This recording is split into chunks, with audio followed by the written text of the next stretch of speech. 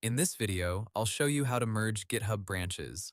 Merging branches on GitHub is useful when you have been working on changes in a separate branch and want to add those changes into the main version of your project.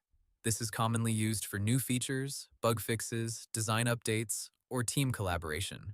First, open GitHub and go to the repository where your branches are located. Before merging, make sure the branch you want to merge has all the latest changes committed and pushed to GitHub. Next, click the Pull Requests tab near the top of the repository page. Then click New Pull Request. GitHub will ask you to choose two branches. The base branch is the branch you want to merge into, usually main. The compare branch is the branch that contains your new changes. After selecting both branches, GitHub will show the differences between them. Review the files carefully to make sure the changes are correct. If everything looks good, click Create Pull Request. Now add a clear title and description. For example, you can explain what was changed, why it was changed, and anything reviewers should know. Then submit the pull request. If you are working with a team, other collaborators can review the pull request, leave comments, request changes, or approve it. If checks or tests are required, wait for them to finish before merging.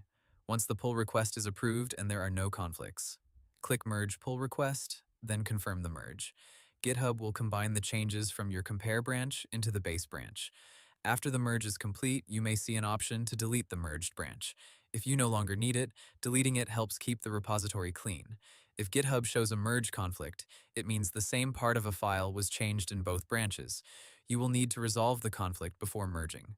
And that's how you merge GitHub branches using a pull request. Hope the tutorial was helpful. Subscribe to my channel and see you in the next video.